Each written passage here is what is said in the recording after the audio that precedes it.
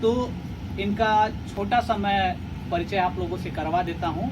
ये विशेष तौर पे रहने वाले हैं मऊ के, और मऊ से इन्होंने अपनी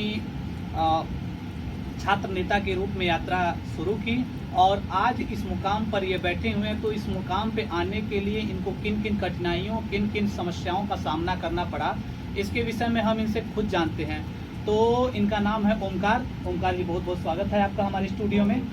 तो सबसे पहला सवाल मेरा ये है कि आप छात्र नेता की राजनीति में उतरे, और राजनीति भी आपने किया, और अच्छे मुकाम पर भी आप हैं।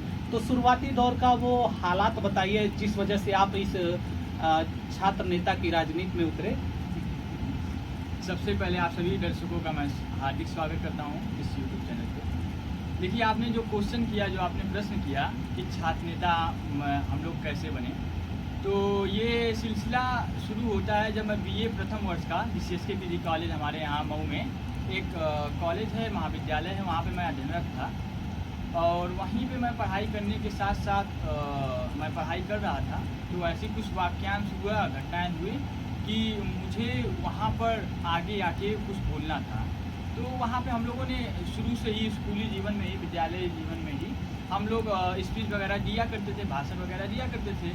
लेकिन इत्तेफाक से मैं भी वहाँ पे अपने महाविद्यालय में भाषण दिया, और वो थोड़ा तथ्य इस प्रकार से था कि क्लास वगैरह नहीं चल रही थी। उस पर भाषण देने के बाद कुछ ऐसा ही हुआ कि हर जगह बुलाने लगे लोग, और उसी के बाद कुछ ऐसे वाक्यांश होने लगे कि धीरे धीरे सबकी आवाज़ों को सुनना और तरह तरह के लोगों की समस्याओं को सुन के उनका हल करना में हम लोगों को अच्छा लगने लगा कि नहीं, अगर हम लोग अपनी बात, हम तो अपनी कामों को करवा ले रहे हैं, लेकिन बहुत से ऐसे विद्यार्थी हैं जो महाविद्यालय में आते हैं, और उस महाविद्यालय में आने के बाद तरह तरह के उनको घटनाओं का सामना करना पड़ता है, मुसीबतों का सामना करना पड़ता है, जो उनको उन मुसीबत का सामना ना करना पड़े। तो हम लोगों को लगा कि हम लोगों को उनको सहायता करनी चाहिए। फिर हम लोग आगे आए, और धीरे धीरे कब इतना छात्र नेता बन गए पता नहीं चला।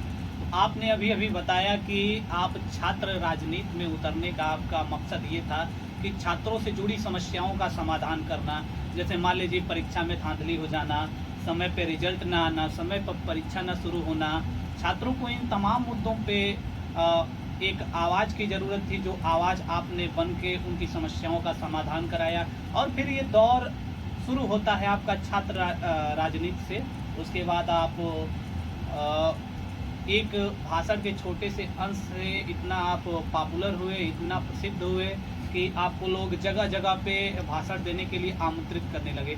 तो इसके विषय में आप कुछ ऐसे शब्दों को बताइए जो आपने सबसे पहले अपने भाषण में प्रयोग किए हों।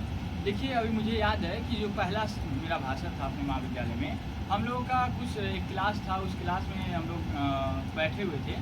हालांकि टीचर जो थे हमारे यहाँ 3 या 4 थे प्रोफेसर, लेकिन एक टीचर नहीं आए हुए थे, एक अध्यापक नहीं आए हुए थे। तो हम लोगों ने कहा कि जिनका टर्न नहीं है, मतलब होता क्या था कि 3 दिन एक टीचर पढ़ाएंगे और 3 दिन दूसरे टीचर। तो हम लोगों का जो एक टीचर आए हुए थे, जिनका टर्न था वो नहीं आए थे, तो जो जिनका टर्न नहीं था वो आए थे, लेकिन वैसे ही बैठे हुए थे। हम लोगों ने रिक्वेस्ट किया कि सर थोड़ा पढ़ा देते, और बहुत से विद्यार्थियों की दिक्कत हो रही है, ऐसी सब समस्याएं आ रही हैं। तो कहीं ना कहीं वो ये चाहे कि नहीं पढ़ाना है, जो करना है कर लो। तो हम लोग वही छात्र थे, हम लोग को उम्र भी थे कि नहीं, अरे कैसे नहीं पढ़ाएंगे। और हम लोग गए, और हम लोगों को बहुत ये लगा कि नहीं, ऐसा नहीं होना चाहिए था। तो मैं अक्सर क्लास में और अपने महाविद्यालय में भाषण दिया करता था। तो मैं वहाँ पे विद्यार्थियों को जब बोला कि हम लोग इनका विरोध करेंगे, तो बहुत से ऐसे लोग कहे कि मैं ही क्यों करूँ। तो वहाँ पे मुझे एक वाक्यांश याद आता है कि मैंने वहाँ पे कहा था कि 23 साल की अवस्था में भगत सिंह इस देश को लिए समर्पित हो गए, और आप अपने लिए ही अपने कामों को करवाने के लिए अपनी आवाज़ों को नहीं उठा सकते हैं क्या। तो ऐसी वाक्यांश हुआ, जो इसको देख के बहुत से विद्यार्थी मेरा साथ दिए। हम लोगों का साथ देने के बाद हम लोग गए उनको प्रोफेसर के पास, और जब उनकी संख्या हम लोगों की देखी गई तो हम लोगों को क्लास भी हुआ। और उसी वाक्य के बाद हम लोग कब कहाँ से छात्र नेता बन गए हम लोगों को।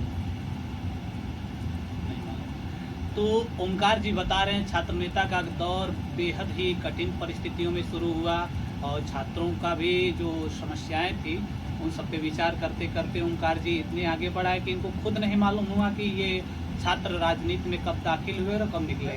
हो गया।